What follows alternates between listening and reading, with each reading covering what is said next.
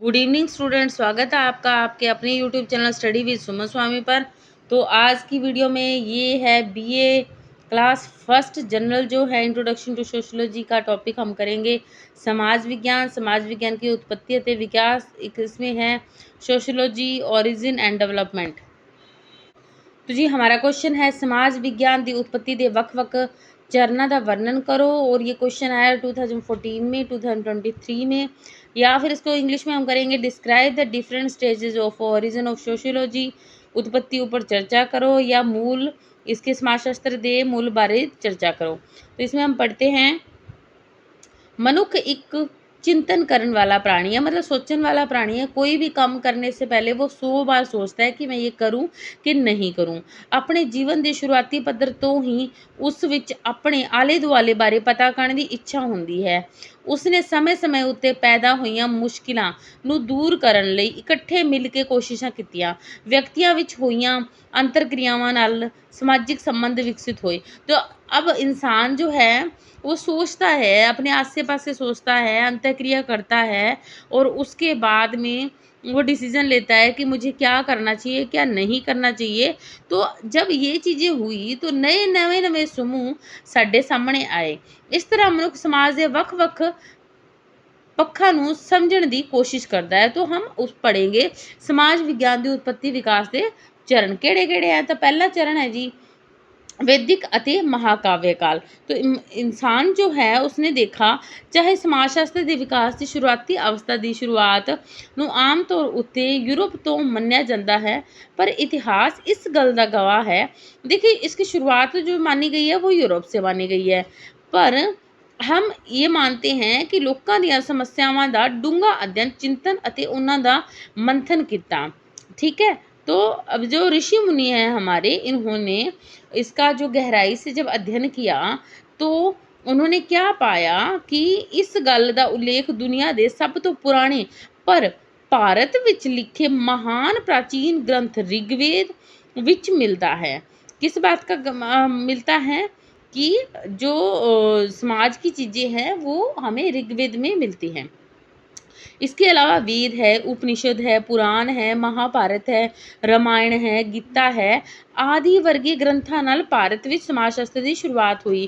तो ये ग्रंथ जो है इनके अंदर भी भारत में समाजशास्त्र की शुरुआत मानी जाती है। तो सबसे पहले हमने पढ़ा कि जो पहला चरण है समाज विज्ञान की उत्पत्ति के विकास के पहले चरण में पढ़ा कि वैदिक अते महाकाव्य काल में जो हमारे महाकाव्य है, ग्रंथ हैं, वो बताते हैं।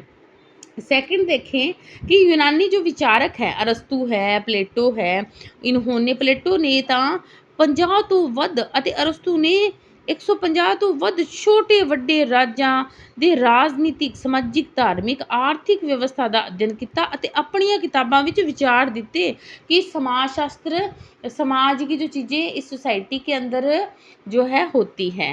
किसने बताया? ये अरस्तु और प्लेटो ने। 150 बड़े छोटे जो स्थान है उनका अध्ययन करने के बाद में इन्होंने पाया। सेकंड बताऊं आपको तो दूजा जो स्टेज है वो क्या बताता है कि समाज विज्ञान के विकास के दूजे चरण में 6वीं सदी तो लैके 14वीं सदी तक का काल मन्निया जाता है। भी 6वीं से 14वीं तक का मानिया जाता है।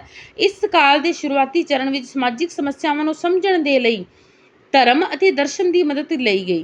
तो जो सोशल प्रॉब्लम होती है उनको समझने के लिए इस काल में किसकी मदद ली गई? धर्म और दर्शन की।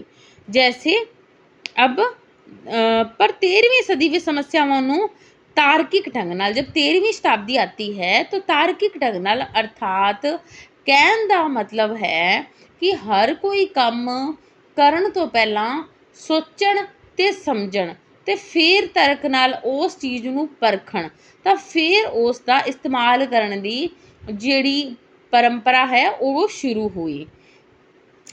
ते ਥਾਮਸ ਐक्यूनस ਅਤੇ दांते ने समाजिक घटनावां नूं समझण दे लई कारज कारण दे संबंध नूं स्पष्ट किया।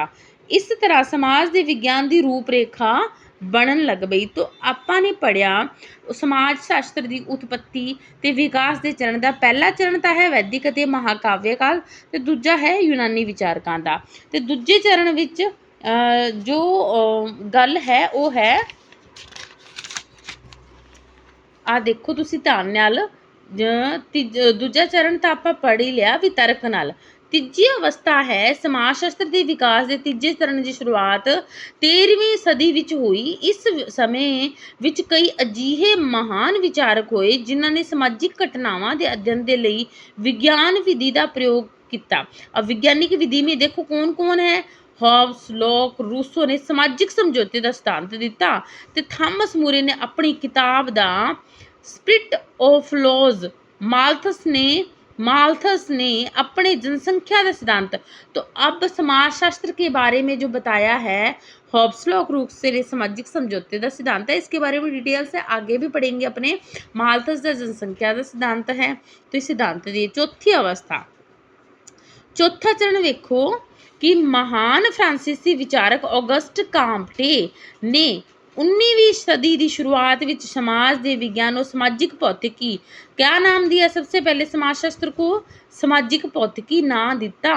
1839 ਨੂੰ सही कर लो बच्चों, ये है यहाँ पर बुक में जो प्रिंट होता है वो हमेशा गलत होता है, मैं बहुत बार स्टूडेंट को ठीक करवाती हूँ। ये जो प्रिंट दिया होता है वो 1838 है, ना कि 1839।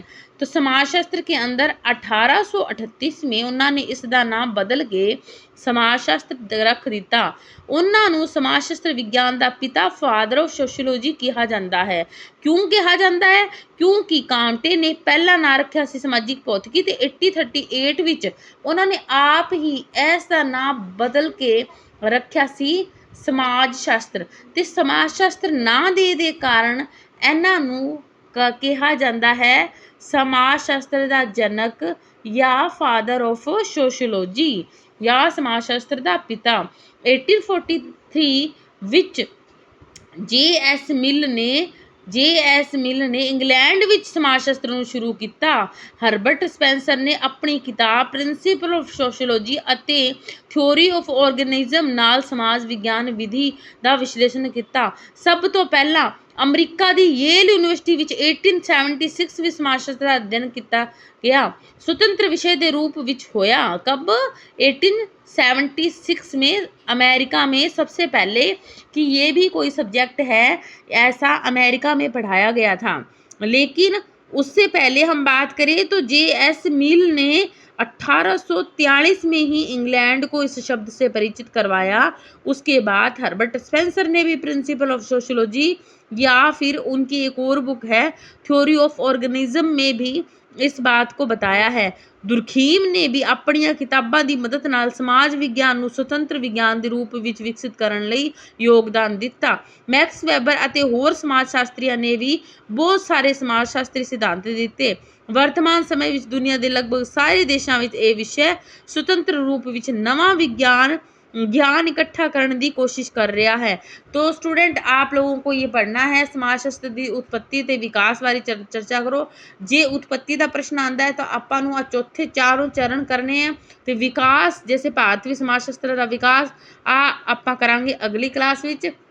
वीडियो अगर हेल्पफुल है तो इसको लाइक कीजिएगा, शेयर कीजिएगा, ज़्यादा से ज़्यादा स्टूडेंट तक पहुँचाइएगा ताकि उनको भी मदद मिले और वो भी अच्छे से स्टडी कर सके। और एक्स्ट्रा अगर आपको कंटेंट चाहिए, अगर आपको अच्छे से स्टडी करनी है तो कमेंट में ज़रूर बताइएगा। फिर मिलते हैं नई वीडियो के साथ, तब तक के लिए जय हिंद, जय भारत।